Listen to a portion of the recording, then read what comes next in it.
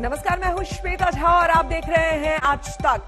जेवा एयरपोर्ट उत्तर प्रदेश में विकास के रनवे की एक और कामयाब तस्वीर जी हां बनने जा रही है और थोड़ी ही देर में प्रधानमंत्री मोदी इसका शिलान्यास करने वाले हैं। जेवा एयरपोर्ट दुनिया का चौथा सबसे बड़ा एयरपोर्ट बन रहा है, जहां से 2024 में पहली उड़ान शुरू होगी। 4 एक्सप्रेसवे से सीधी कनेक्टिविटी रखने वाले इस एयरपोर्ट को 3 साल के भीतर तैयार कर लेने का प्लान है। प्रधानमंत्री मोदी के जेवर में एक रैली भी होगी, आपको बता दें, जिसकी भव्य तैयारियां की गई है। करीब 2.5 लाख लोग इसमें शामिल होंगे। प्रधानमंत्री नरेंद्र मोदी और मुख्यमंत्री योगी आदित्यनाथ से मिलने के लिए महिलाएं पूरी तरीके से तैयार और सज धज कर आई हैं। आप सब ने जो है काफी ब्राइट कलर्स पहने हुए, लाल रंग पहना हुआ है, ऑरेंज पहना हुआ है। तो आज मंशा क्या है आपके? योगी जी से मिलने की बहुत मंशा है और हम चाहते हैं अपने देश के गौरव से मिले। हम योगी मोदी जी से मिले, जो हमारे देश का गौरव है, हमारे देश का भविष्य है। भविष्य है, गौरव है योगी जी और देश का भविष्य है हमारे, और हम उनसे मिलना चाहते हैं। हाँ जी, बहुत क्या है आप लोग? हम कल्याण से आए हैं, दादरी ब्लॉक से। जी हाँ, दादरी ब्लॉक नगर से। ये बताइए, आप लोग जो सब इतना तैयार होके आई हैं, तो क्या कितना समय लगा है तैयार होने में? समय ज्यादा नहीं लगा तैयार होने में, क्योंकि मिलने की इच्छा ज्यादा थी। जल्दबाजी में ज्यादा समय नहीं लगा। हाँ जी हाँ। अभी देखिए, जेवर में एयरपोर्ट आएगा। सब लोगों का कहना है कि क्षेत्र का विकास होगा। आप लोगों को उम्मीद है कि प्राइम मिनिस्टर नरेंद्र मोदी और योगी आदित्यनाथ देश का, और अगर इस क्षेत्र का बात करें तो विकास करेंगे? जी हाँ, करेंगे, विकास करेंगे। हर तरह हर चीज में आगे हैं। हर चीज में आगे जी, करेंगे। हम उनके राज्य में मतलब उसमें रह के बहुत सुरक्षित है, मतलब ये है। लगता है महिलाओं को ऐसा लगता है कि सुरक्षित है? हाँ है, लगता है। हाँ, अगर आपको एक मौका मिला है अगर योगी जी से बात करने का, तो क्या बोलेंगे आप? जी, पहले तो उनको नमस्कार ही करेंगे भाई, उसके बाद कहेंगे जी हम आपसे मिलने आए हैं, हमें आपसे मिलकर बहुत अच्छा लगा है और हमसे बहुत इच्छा थी आपसे मिलने की। ये हमारे बहुत भाग्य जो उनसे मिलने के लिए आए, हमें कहाँ भाग्य था उनसे। ये बताइए, घर का काम वाम करके आई है सब? हाँ, काम भी नहीं करके आए। 4 बजे उठ गए, सुबह 3 बजे सारा काम करके आए। कुछ कर दिया, काम बाकी रह गया है, कहने जाएगा कल कर लेंगे। कुछ हुआ, कुछ नहीं हुआ। लेकिन फिर भी उत्सुकता है। और अगर विकास की बात करें तो आप लोगों को लगता है कि आप लोगों की सुरक्षा हुई है? जी हाँ, जी हाँ। कि मोदी जी देखेंगे, मोदी जी दिखेंगे।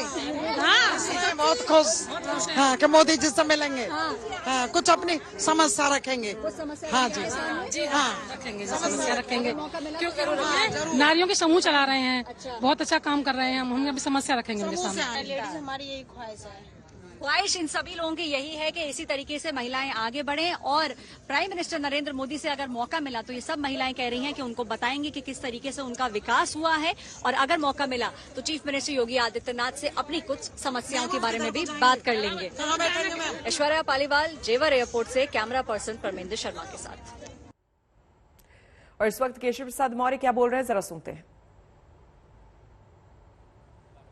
देश के आदरणीय प्रधानमंत्री माननीय श्री नरेंद्र मोदी जी के आगमन पर मैं बहुत प्रदेशवासियों, देशवासियों को बधाई देता हूं। अपने आदरणीय प्रधानमंत्री जी का बहुत स्वागत करता हूं और मुझे पूरा विश्वास है यह एक तरह से विकास का एक नया रास्ता, लाखों रोजगार जिसके आधार पर पैदा होंगे, जिसमें नौजवानों को अवसर मिलेगा रोजगार का, अन्य प्रकार की और भी व्यवस्थाएं इसके आधार पर खड़ी होंगी। विपक्ष कह रहा है कि ये केवल चुनावी उद्घाटन है, और आप क्या मानते हैं? देखिए, मैं मानता हूं कि विपक्ष मुद्दा विहीन है।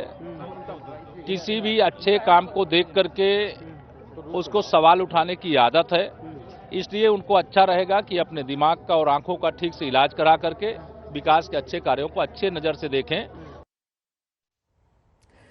तो उत्तर प्रदेश के डिप्टी सीएम को आप सुन रहे थे। आपको हम बता दें कि यहां पर खास बातचीत हमने की थी नागरिक उड्डयन मंत्री से भी और ज्योतिरादित्य सिंधिया से। उन्होंने कहा कि ये एयरपोर्ट एक सपने की तरह है, एक ड्रीम प्रोजेक्ट न सिर्फ उत्तर प्रदेश के लिए बल्कि पूरे भारत के लिए। उन्होंने कहा कि इस दौरान उन्होंने ये एयरपोर्ट ड्रीम प्रोजेक्ट की तरह देखा है। और सिंधिया ने यह भी कहा कि जेवर में बनने वाला एयरपोर्ट अपने साथ विकास की राह भी खोलेगा।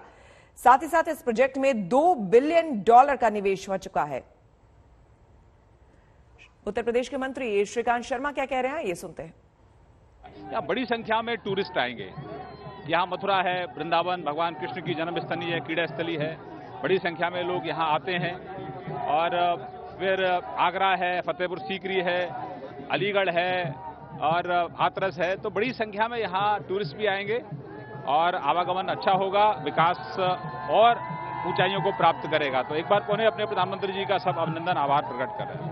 एक दूसरा आखिरी सवाल, ये मुझे बताइए कि आप मथुरा से आते हैं और पूरी आगरा की बेल्ट है और माना जा रहा है कि समूचे यूपी में इसका रोजगार पर कितना असर पड़ा? निश्चित रूप से इसके आने से ये जो हमारा पूरा यहाँ इंडस्ट्रियल कॉरिडोर भी हम लोग डेवलप कर रहे हैं, यहाँ फिल्म सिटी भी बन रही है, तो यहाँ विकास की अपार संभावना है। निश्चित रूप से जब ये इस तरह के विकास के कार्य होते हैं तो यहाँ स्थानीय लोगों को भी रोजगार मिलता है। और बड़ी बात यह है कि पर कैपिटा इनकम हमारे लोगों की बढ़े, तो उसके लिए जब तक हम इंफ्रा पे हम लोग काम नहीं करेंगे तो फिर ये प्रधानमंत्री जी का अपना संकल्प है कि हमारा उत्तर प्रदेश इस देश की विकास दर में उसकी बड़ी भूमिका हो, तो उसके लिए यहाँ इंफ्रा पर काम करना बहुत आवश्यक है। तो हमारे प्रधानमंत्री जी ने संकल्प लिया है इस प्रदेश को और तेज गति से विकसित करने का। क्या देश का सबसे तेजी से उभरता राज्य बनने के लिए? निश्चित रूप से उत्तर प्रदेश देश का सबसे तेजी से उभरता हुआ राज्य है।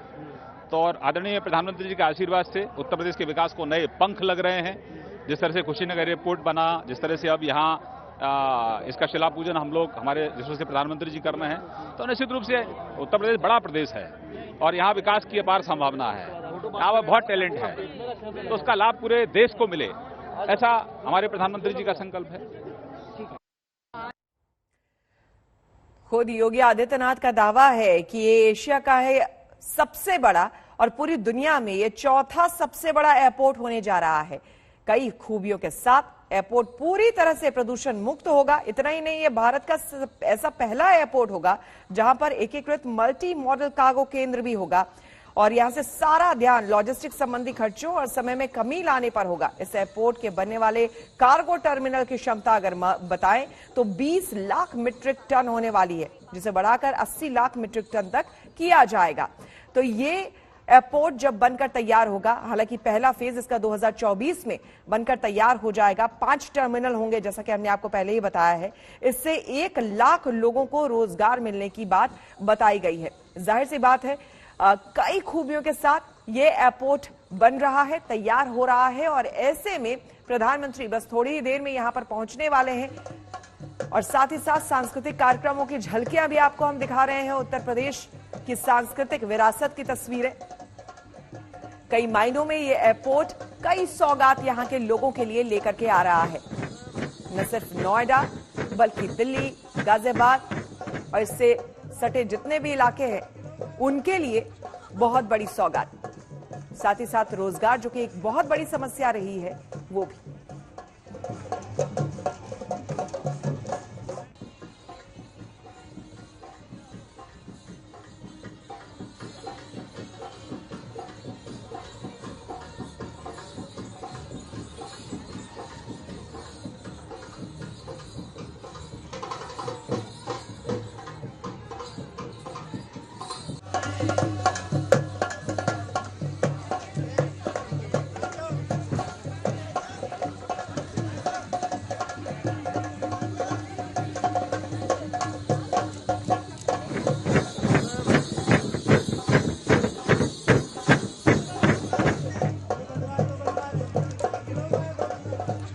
और चलिए अब जेवा एयरपोर्ट की खास बातें आपको बताते हैं। देखिए किस तरह का होने वाला है जेवा एयरपोर्ट। तो आपको सबसे पहले हम बता दें, यहां पर लागत है 29,650 करोड़ की लागत से यह तैयार होने जा रहा है। ज्यूरिक इंटरनेशनल एयरपोर्ट के तर्ज पर यह बन रहा है और साथ ही 6200 हेक्टेयर में निर्माण कार्य यहां पर किया जा रहा है। इसके अलावा 2024 में पहली उड़ान यहां से भरी जा सकेगी। जी हां, जो पहला फेज है वो 2024 में पूरा होगा। एयरपोर्ट में 5 रनवे होंगे और 2 टर्मिनल यहां पर होगा। इसके अलावा 178 विमान एक साथ खड़े हो पाएंगे। ये गौर करने वाली बात है कि एक साथ 178 विमान यहां से खड़े हो पाएंगे, यानी कि हैंगर कितना बड़ा होगा आप ये अंदाजा लगा सकते हैं। पश्चिमी उत्तर प्रदेश पर सीधा असर करने वाला है ये भी समझने वाली बात है और इसलिए शायद विपक्ष ये कह रहा है कि ये सौगात चुनाव के मद्देनजर दी जा रही है, लेकिन ये ड्रीम प्रोजेक्ट था। आपको बता दें, पश्चिमी उत्तर प्रदेश के 30 जिलों से ये जुड़ेगा और ऐसे में यहाँ के लोगों के लिए कितना फायदेमंद होगा, पूरे इलाके में कनेक्टिविटी कितनी बेहतर हो जाएगी, ये इससे समझा जा सकता है। साथ ही साथ हरियाणा के लोगों को भी इससे काफी सुविधाएं मिलेगी। जेवा एयरपोर्ट से 1 महीने पहले प्रधानमंत्री ने कुशीनगर में एयरपोर्ट का लोकार्पण किया। देश के नागरिक उड्डयन मंत्री ज्योतिरादित्य सिंधिया ने आज तक से खास बातचीत में कहा कि उत्तर प्रदेश हवाई यातायात की राजधानी बनने वाला है। बहुत जल्द अकेले उत्तर प्रदेश में 17 एयरपोर्ट होंगे। ज्योतिरादित्य सिंधिया से हमारे सहयोगी पौलोमी साहा ने खास बातचीत की। हमारे साथ इस वक्त civil aviation minister Jyotiraditya Scindia ji हैं। सर, क्या है इस एयरपोर्ट की खासियत? यूपी का 5वां इंटरनेशनल एयरपोर्ट होगा ये, इसकी खासियत?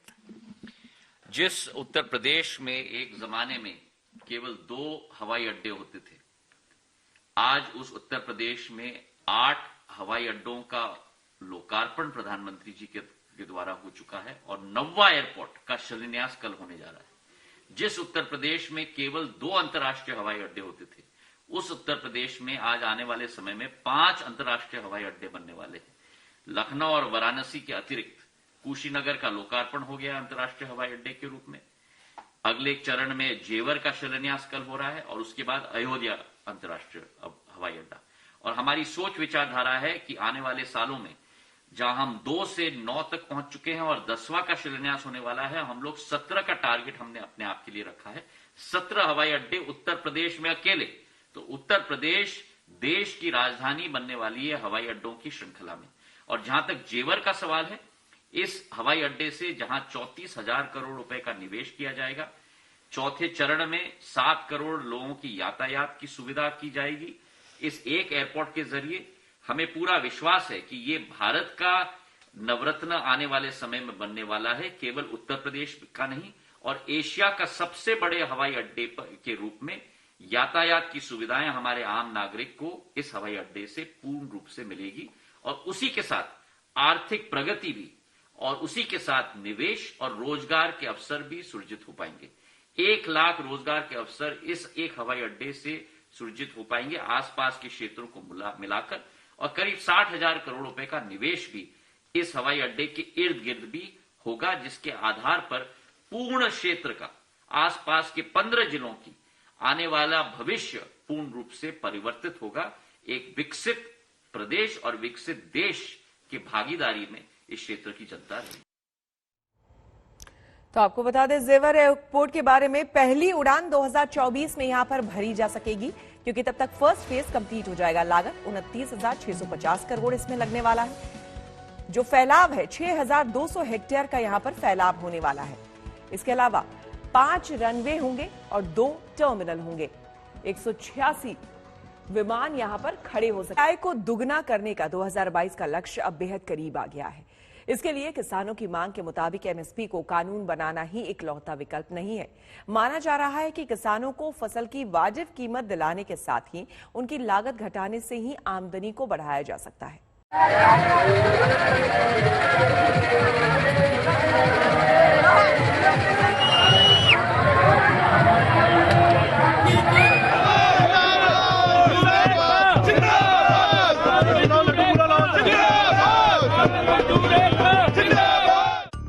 कृषि कानून तो वापस हो गए हैं, लेकिन किसानों की घर वापसी अभी तक नहीं हुई है।